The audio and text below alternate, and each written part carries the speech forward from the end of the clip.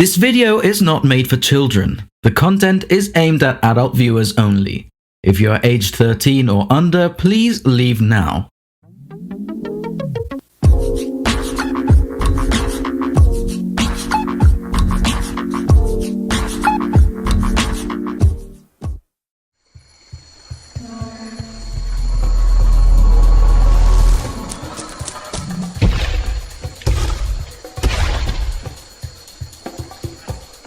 In this video, I'll be using the following products. Links are in the description. Milliput has kindly provided these products for me to use in this video. It is a company based in the UK and produces this amazing epoxy putty that can be used for virtually anything. It's easy to use and easy to sculpt. It is waterproof and sets rock solid. It also comes in many different colors. If you want to learn more about this product, be sure to visit their website. I always make sure I paint my figures with ARTEZA's water-based, scuff-resistant, self-healing, indoor and outdoor use, non-toxic, premium acrylic paints. Honestly guys, the quality of this paint is really good, so I suggest you check the links in the description to find out more and order some for yourself. I'll be using masking tape, PVA glue, sculpting tools, paintbrushes, lots of super glue, tons of time and lots of patience, and a glass of water. Now we're all set, we can start this project. Hello everyone, this is Marco and welcome back to my channel. Now today I'll be making a realistic Velociraptor head based upon a replica of a Velociraptor skull. This is 1:1 scale, so all I have to do is just close up any fenestre in the skull and just cover it with Milliput and masking tape, of course, in order to add the fleshy material and to make it look realistic. I'm going to try and make it look like this. This is a painting I made with watercolors, and you can buy a print of it on my Etsy store. Links will be in the description. So I'll be working on this skull in particular. I'll be using glass eyes as well. And I'm just keeping the other skull just to compare it at the end. So now we can start the project. First of all, we're going to use masking tape. Obviously, you'll need scissors and super glue and the glass eyes. First of all, we're going to need to close up any kind of holes in the skull. And then we'll be making a neck. All I'm doing now is just rolling up bits of tape and stuffing them inside the holes in the skull.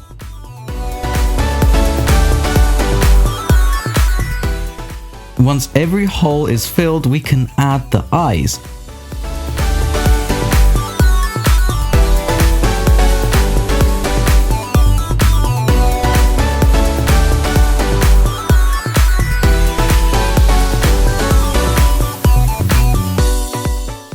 But before we glue the eyes on, let's make the neck first. Here I'm using toilet roll and masking tape again. So now let's glue the eyes in and add more rolls of masking tape to make the eyelids.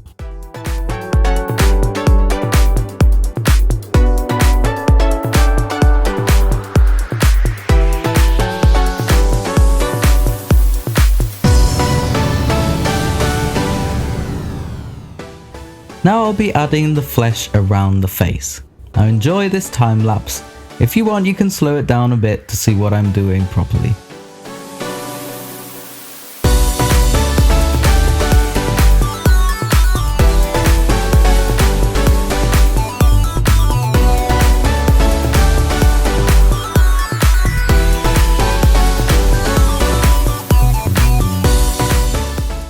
Now once everything is covered in masking tape, the volume is done. The next step is to add Milliput, sculpt the scales and add texture. So I was thinking of maybe using feathers or felt to make, the feathery material on the neck.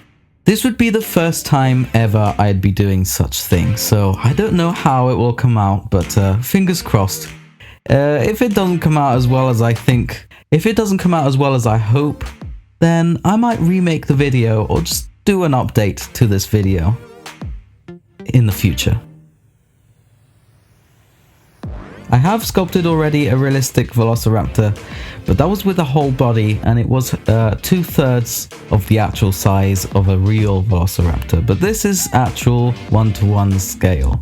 I didn't use any feathers or felt on it at all. It was all sculpted. Every single feather was sculpted. But this time I wanted to do something different, so we'll see how it comes out.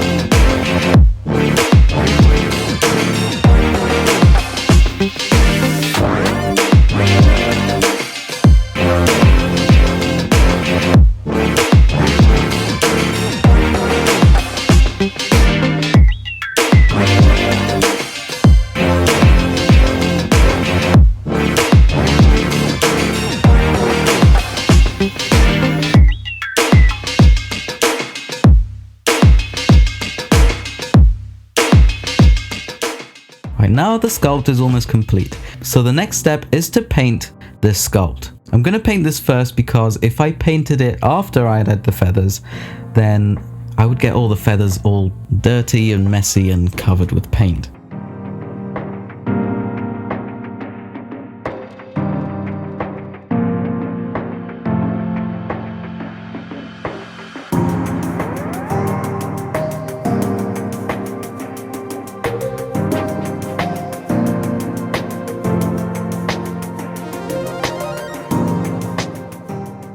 So now comes the nightmare. This is me trying to apply felt and feathers. It is very hard, especially because I'm using PVA glue and gluing the felt and the feathers on with a glue, which is really messy. I admit I did not do my research properly on how to use felt and feathers. So guys, please research on how to do things properly and do this mistake that I just did. You'll see that, however, it does kind of look alright at the end, but you know, I just want it to look better. However, my girlfriend now has come up with a better solution, and I might do that in a separate video, but enjoy me attempting to glue fur and feathers on. I'll see you at the end of the video.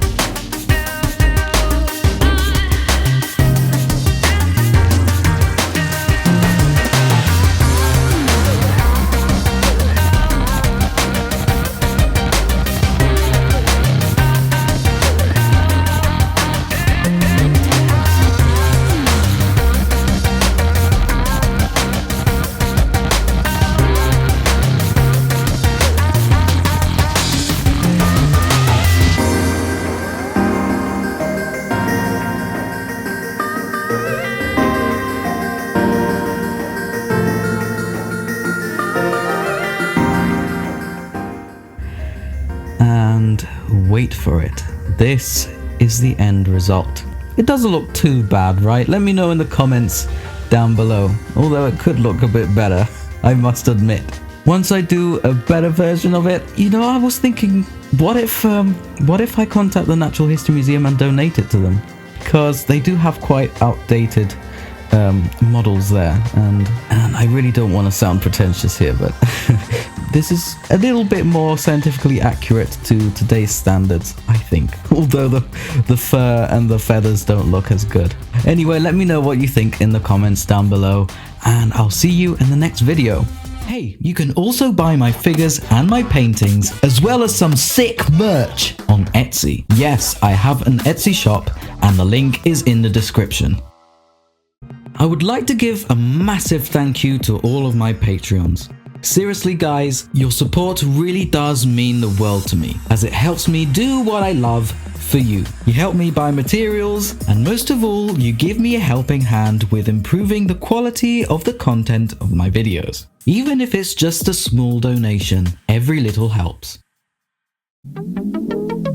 If you like my videos, please press the like button. And you could consider subscribing. It's free. Oh, and don't forget to press the notification bell button, because you don't want to miss any of my new stuff, right? I'm gonna say bye now, because when you gotta go, you gotta go. I will see you in the next one.